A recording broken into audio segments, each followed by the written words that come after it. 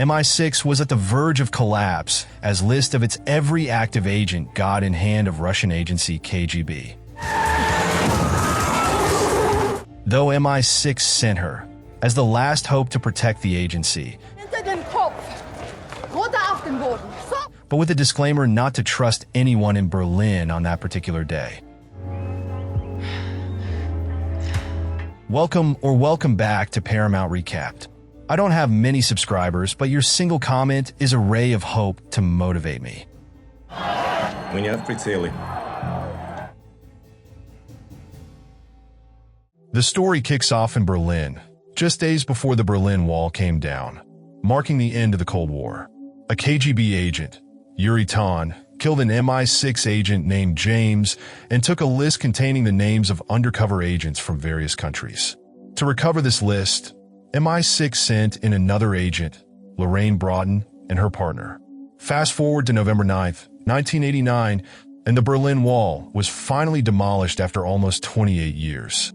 This event symbolized the end of the Cold War between the Western nations like the US and UK and the Eastern Bloc led by the Soviet Union.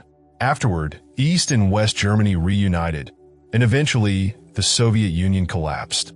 A few days before the wall fell, James had been killed by Yuri, who then dumped his body in the river and kept his watch, which contained the microfilm with the list. 10 days later in London, Lorraine, another MI6 operative, was recovering from injuries while taking painkillers and looking at an old photo of her and James from a mission back in 1985. She got ready and went to her boss Eric's office to report on her recent mission in Berlin.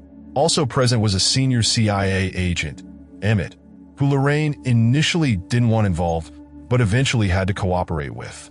The head of MI6, known only as C, was secretly watching the whole debrief through a two-way mirror. Lorraine started recounting her mission. After World War II, Germany had been split into East and West. East Germany was under Soviet influence, while West Germany was backed by Western powers like the US, UK, and France. Even Berlin, located in East Germany, was divided into East and West by the Berlin Wall. Life in East Berlin was tough, and many tried escaping to the more prosperous West. Back in Berlin, right after James's death, Lorraine was briefed by Eric and C.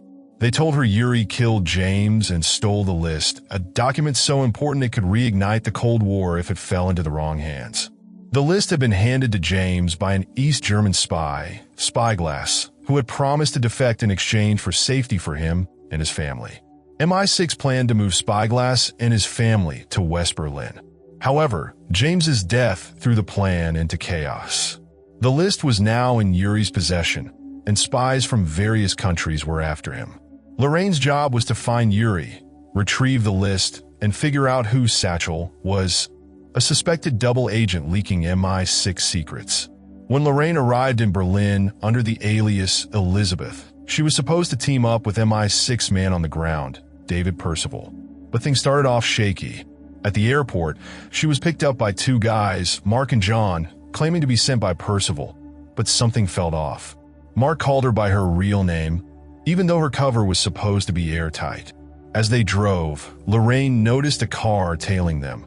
It was Percival himself, who later caught up with her and expressed doubts about her mission. Percival seemed shady, and Lorraine wasn't sure she could trust him. Meanwhile, in East Berlin, Spyglass met with Percival and bragged that he had memorized the entire list.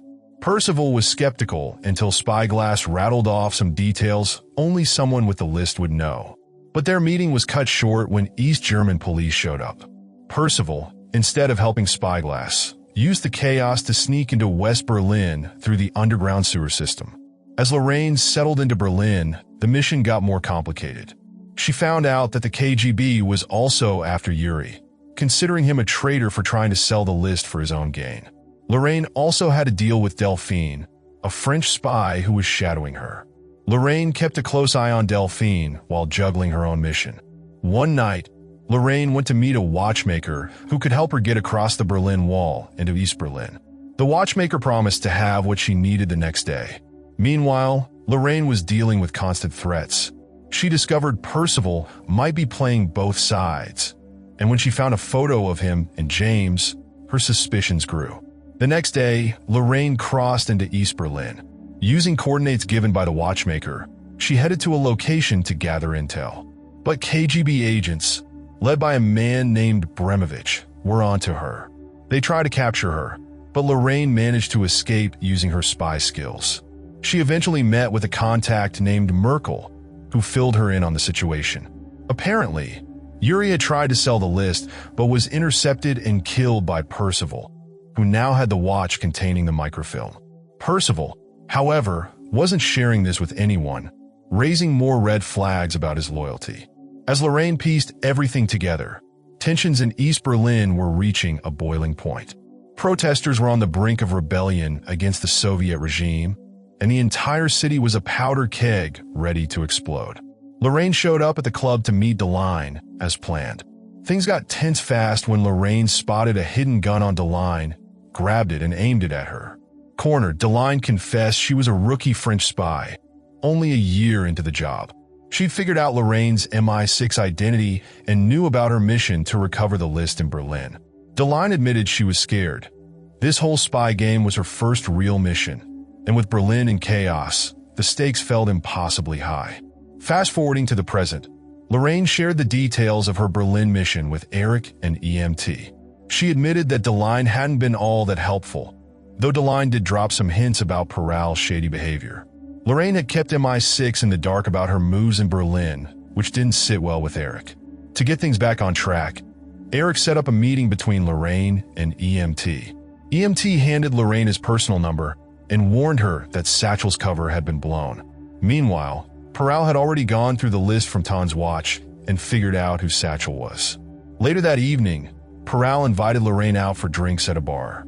While chatting, he brushed off Tan's death and shifted focus to Spyglass, the East German defector who had memorized the entire list. Spyglass wanted to cross into West Berlin, but Babish and his KGB cronies were on his tail. Peral and Lorraine cooked up a plan to extract Spyglass during a big protest happening the next day in East Berlin. Merkel, their contact, was tasked with preparing fake IDs so they could slip back to the West undetected. Jumping back to the present, Eric interrupted Lorraine's account to drop a bombshell. Peral had told him he had the list and knew Satchel's identity. Lorraine was stunned. No one had bothered to clue her in, which she found incredibly frustrating. In reality, Peral had been playing both sides. That same night, he secretly met with Babish, revealing himself to be a traitorous MI6 agent working against the Soviets. Back to the past, Lorraine and Peral followed their plan to enter East Berlin. Merkel handed them the fake documents they'd need to cross back, and they met up with Spyglass. But things got messy quickly. Babish had set up snipers, thanks to a tip-off from Peral about the extraction. What made matters worse was Peral's insistence that Spyglass's entire family be smuggled out too. This forced them to split up, Spyglass with Lorraine and his family with Peral.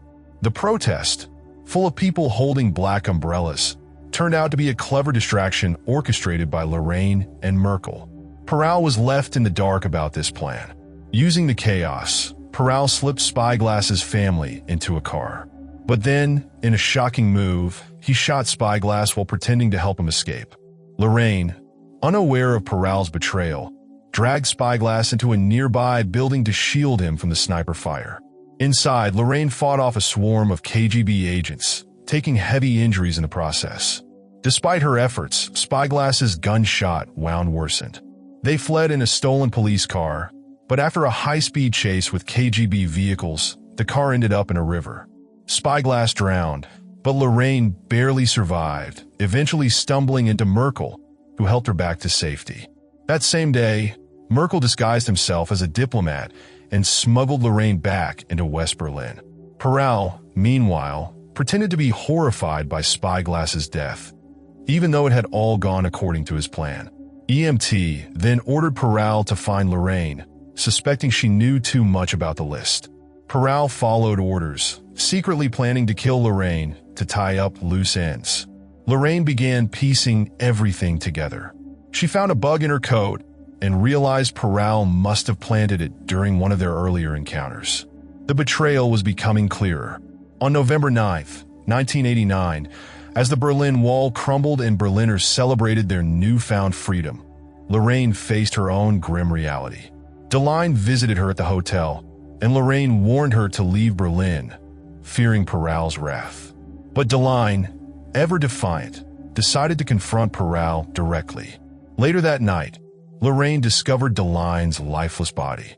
Peral had gotten to her first. The loss hit Lorraine hard, but she didn't have time to grieve. Deline had left behind an envelope containing damning evidence of Peral's collaboration with Babish. Fueled by anger and determination, Lorraine tracked Peral to his apartment. He was in the middle of burning documents and preparing to flee. Lorraine confronted him, finally exposing him as Satchel, the double agent. In a final showdown, she shot him dead and took the watch containing the list. Back in the present, Lorraine told Eric that Satchel had been Peral all along. Eric initially blamed her for killing an MI6 agent, but when she presented Deline's evidence, Eric couldn't argue. The MI6 chief, C, decided to bury the entire case, knowing the scandal would damage MI6's reputation. Officially, the list was never found, and the mission was erased from MI6's records.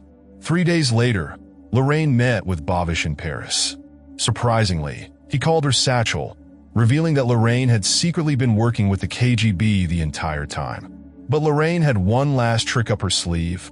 She handed over a fake list, tricking Babish and his men before taking them all out in a bloody fight. In the end, Lorraine boarded a plane bound for CIA headquarters, revealing her true allegiance. She wasn't just a double agent. She was a triple agent, playing MI6, the KGB, and the CIA against each other. The real list was safely in CIA hands, and Lorraine walked away victorious, leaving everyone else in the dust.